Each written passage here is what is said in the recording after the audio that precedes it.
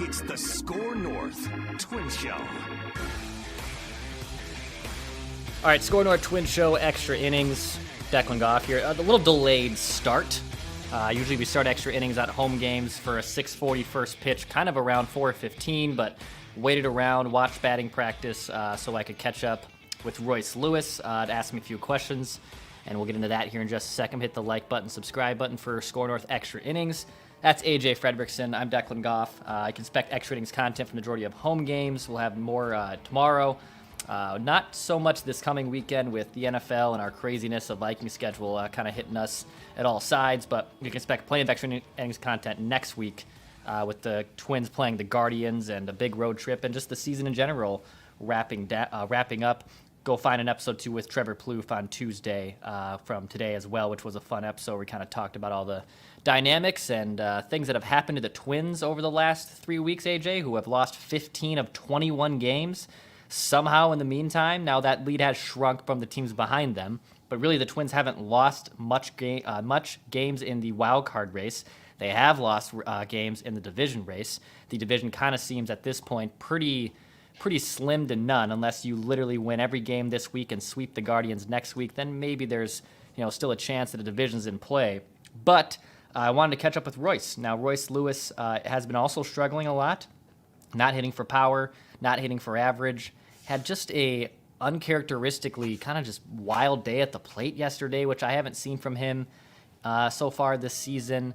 And in general, it just seems, as just like this entire Twins team, that it's raining and pouring, and Royce Lewis is a part of it. So just wanted to catch up with him, see what's going on, because it's documented that even not just his batting average and power and OPS is down, his bat speed is down, which is obviously pretty important. And again, watching BP today, it didn't feel like the normal BP routine session from him. And now he claims, I feel good, I feel fine. He's not in the lineup on Tuesday night. He does have a day off today from the lineup.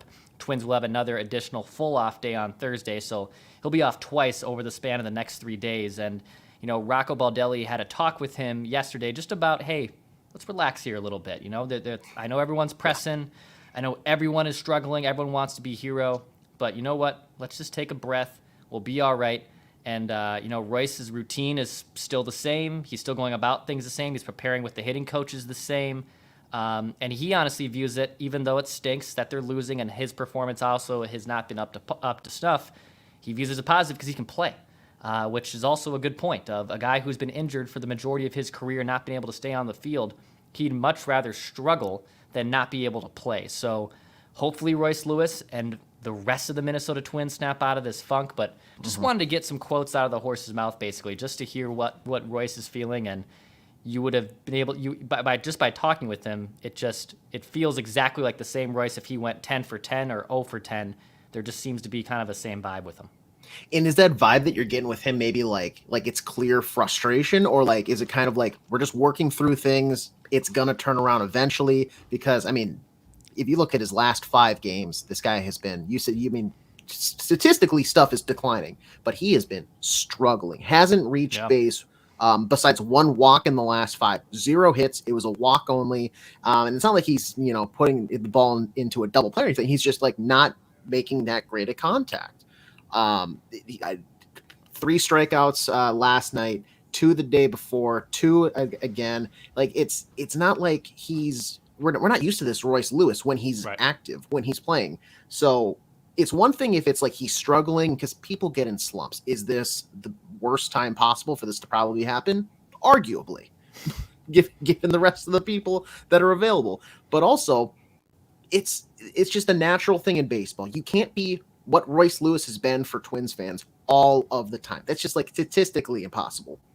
But on the other side, he might, and I'm not saying you two don't have a close repertoire. I know you two are like this, but is there a chance in my mind that like maybe he's been hurt a lot to the point where he can't, but there's injured and then there's hurt, right? And guys can play hurt. You can labor. You can wake up sore with a stiff neck or whatever and go out there, and that might, hamper your swing or something a little bit. Something along those lines. Is he playing hurt to an extent? Does he have a hangnail that's really bothering him under those batting gloves? Something even tiny like that. Whatever it is, I need it to go away. I need him to get right because Royce Lewis right now, we need to see a better version of him because we know we can get a better version of him. And with this kind of weird limbo where they're in, it hasn't been a great last 20 games for the Minnesota Twins. Miraculously, you could say they're still 3 games up in that wild card. And I was actually breaking this down with Ross Brendel in the office today. It's almost kind of 4 games when you look at the next 3 teams because they have the tiebreaker on all of them. Yep. So that's the thing there. And you can actually, if they split with Boston, they then hold the tiebreaker after earning like the season split with them. So like they could actually have the tiebreaker over the next 4 teams if they split with them. But right now you need to have a Royce Lewis be the guy because he is the guy that has to kickstart this team again. You have 18, I think, games left. They all matter. You don't have to play the best baseball ever. You just can't play what we've seen, which is some of the worst baseball that we've seen this entire season. 500, honestly, probably gets you into the postseason. And at that point, like you said right off the rip, division, it's slim to none. You'd have to be essentially a perfect baseball team and have some stuff go your way here over the next, couple of weeks. You're not looking for that. You're looking to just get in and then you make a splash and hopefully people are getting healthy. People are getting in their groove, but you don't need to be the best baseball team ever. You just have to look like you're a competent baseball team. And right now we're really not even seeing that at times from the Minnesota Twins over this last 20 games.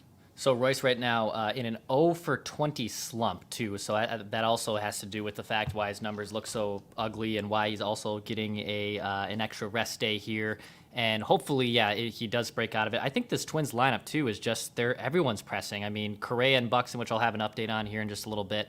It feels like everyone is also just trying to play hero. Royce being one of those guys too that I think he relishes the moment. He relishes trying to be a leader and trying to be a captain type and whatnot. So it wouldn't surprise me that, Rocco wants to just kind of sit him down and just say, hey, let's take an extra breath here. Let's relax a little bit. Everything's going to be okay.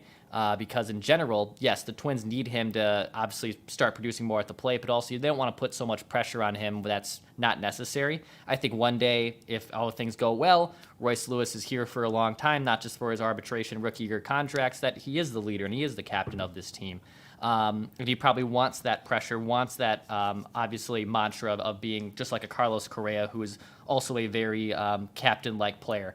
But yeah, in general, I just think he's tired. Everyone right now is tired. Royce brought this up.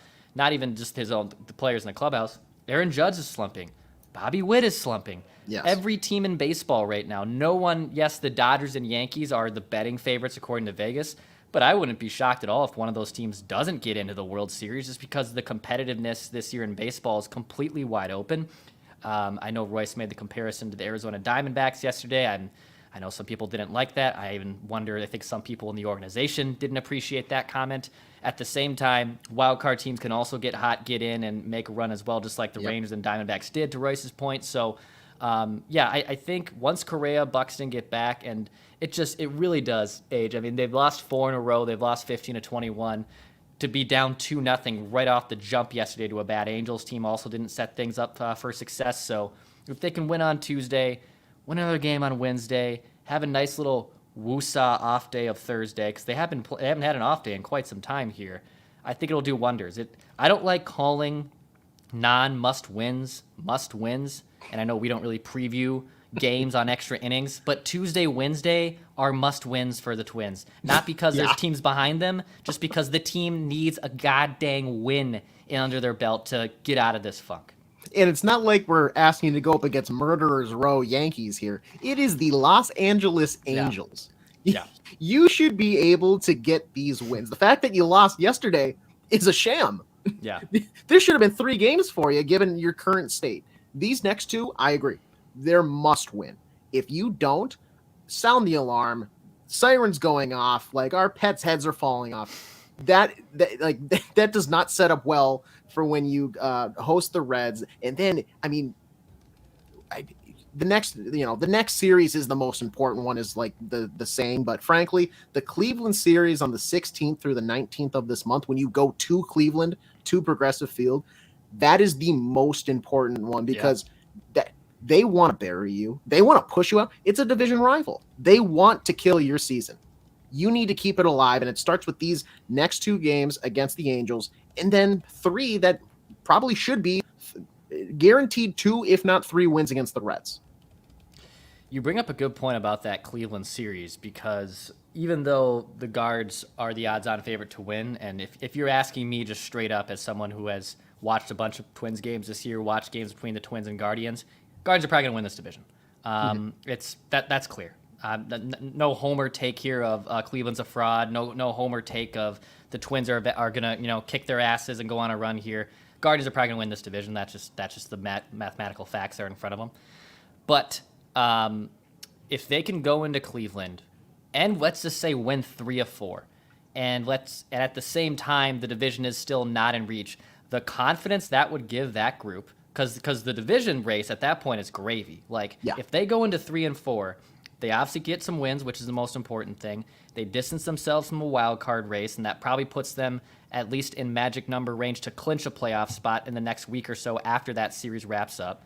It would just do wonders. And then if on the off chance that you take 3 of 4, and maybe you are only a game or 2 back with a week to play, with 8-9 games left to play, okay, then the pressure's on. But if you can go into Cleveland and win that series, that's going to be big. We'll have probably extra innings for every single game of that 4-game series, since it's going to be such a pivotal one.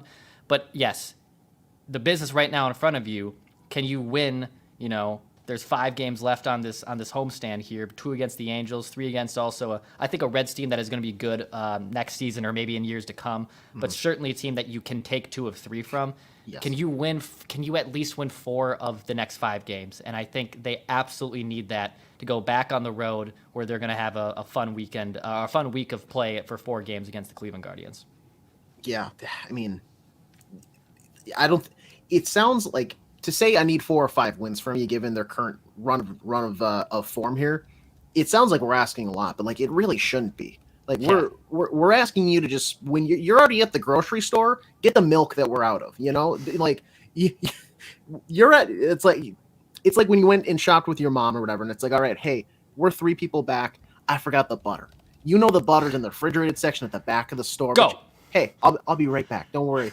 And it's like, suddenly the cashier, click, ding, ding, ding, cash or card, paper or plastic, next, ding, ding, ding. All of a sudden you're standing there. It's like, mom, I don't have money. Please come. The butter's here. Go get the butter, Minnesota Twins. Hurry up and get back to the cash register, because we don't have money. We are scared right now. If you don't win these next 4 or 5, minimum 3. 3 is I'm gonna be upset, but I'll be more disappointed than I am angry. If you get me 4, I'm satisfied. Give me 5 and we'll be ecstatic, because you need to get out of this slump. This has just been a lot of really, unfortunately, baseball over the last 21 games for the Twins team. So also a couple updates here to Byron, Buxton, Carlos, Correa. So yesterday was able to catch up with Correa. You can find that on yesterday's episode, but if obviously you haven't heard from it now, you've heard me talk about it ad nauseum with Trevor Plouffe and Patrick Royce. He's undergoing new treatment. The Twins brought up some extra pitchers as just bodies from Cedar A, High A Cedar Rapids. It's the second time. High A Cedar Rapids. I don't know why I want to put the High A between the Cedar and the Rapids. Anyway, there's some extra arms here to make their lives a little easier, so they can play and face some live pitching and get some batting practice against some actual pitchers here. So Correa, Buxton, they took some at-bats today at Target Field. Wasn't able to catch up with Correa or Buck after that, how they were feeling, what was the latest.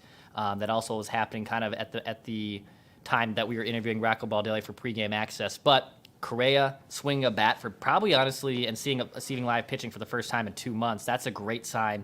Byron Buxton, I think at this point, is just trying to figure out where's the pain threshold that he can power through, that he can deal with. And I don't envision another rehab assignment happening for Buxton. And with these arms up here, I think I can make the case that I don't know if either of these guys will actually. Correa might, just because he hasn't literally played baseball in 2 months. I don't see a rehab assignment for Buxton, and the minor league season is kind of wrapping up and ending here for the St. Paul Saints in the next week or two. So I get that's going on. However, back to that Cleveland series, maybe Monday against the Guardians is a target date. That's just a guess by me. That's certainly not anything I have heard. but maybe that is their plan. They're going to have an off day Thursday. They got some lowly teams here now. Maybe in a perfect world, knock on wood, when the Twins are in Cleveland on Monday, maybe Carlos Correa and Byron Buxton are in the lineup. Don't tease me too much. Don't tease the live chat here on YouTube too much. Don't get our hopes up here. To see this team, I think full strength, like fully healthy, 100%, I think is out the window for this season. Like it would take some type of like miracle, Mr. Miyagi with the boom. Wax on, wax off. Yeah, whatever, he fixes Daniel LaRusso's arm in between, whatever. You would need something like that to like get this team fully healthy again, because right now it seems like one person gets healthy and another one's back on the IL. One foot gets healthy with Carlos Correa. Hey, we got it in the other foot now. Like nothing is gonna get like perfect, but this team doesn't need to be perfect. Mm-hmm. Just get, like, to your point, get in there. It's managing what type of pain threshold can you perform good enough to where you're in the lineup and benefiting. And that's, I think, the key thing there. These guys want to play. I have no doubt about that. You'd like to think they do. Byron Buxton, he wants to be out in center field, throwing his body into the wall, making a catch in the top of the third that's meaningless. That's just what he wants to do. He has that drive. He's got that gamer in him. But if you're hurt and you're hurting, you're laboring with something, putting you in the lineup and then taking away from somebody who can perform at a higher level, even, we know what you can be, Buck. But if you're sitting at kind of like a middle teetering, like, I can't really run down first base as fast as somebody else, lay out a single. It's measuring that. So like, where can you be beneficial to the team and at what level? And that's where, to your point, you got to measure that up, and hopefully you have at least one of those, if not two of those guys at some point in that Cleveland series. Yeah, it's going to be fun, man. I know right now it's not that fun to be watching the Twins. I totally get that. And hopefully they can take care of business against these two teams that are on their homestand with. And then after that, it's going to be a blast of the last 2 weeks. It's Cleveland, it's Boston. The Marlins are going to be here, and then the last series at Target Field is the Baltimore Orioles. And who knows where those two teams are going to be at clinching wise? Like, I'm going to guess, if things go according to plan, both the Twins and Birds will have a playoff spot locked up by the time that last weekend series begins, but seedings could still be in play. Like, Baltimore could still be playing for the AL East and a bye, or both those teams could be out of their divisional race where they're going to be packing a lunch because maybe they could be facing each other again in Baltimore or maybe back here in Minnesota. Most likely will probably be the latter. The Twins will probably have to travel. But that's also in play. Like, the whole next 2 weeks here are going to be a blast. And right now, the biggest thing is for the Twins, obviously, to take care of the business in front of them. After that, we'll see what happens. But, yeah, man, some good updates here. Royce hopefully going to snap out of a funk. Correa and Buxton swinging, which is good news. And we'll see what happens after that. Yeah, and I know this kind of sounds like we hopped on the mics and we're just like, well, let's kind of like just plead with the team. But it is, to your point, it is super fun. Like, this is what you want this late in the game for baseball. Like, obviously it'd be nice if they were just coasting to a division win and they was just like distancing themselves from the Guardians or the Tigers or the Royals. But they're competitive still. Like, this is obviously they're fighting and they're battling, and it's, for most part, it's taking days, months, weeks off Twins fans' lives. But I think a lot of people would say they're competitive. If I told you back in like March, hey, on September 10th of 2024, they're going to be in the wild card race with some games up, making a push for the playoffs, I think a lot of people would say, you know what? Okay, that's fine. Maybe, give, with everything they've gone through, given the announcements on scaling back paying, obviously I would maybe hold back that they didn't make really any impactful moves at the trade deadline, because then I would get strangled back in March. But this is, for the most part, you can complain as much as you want. They're still competitive.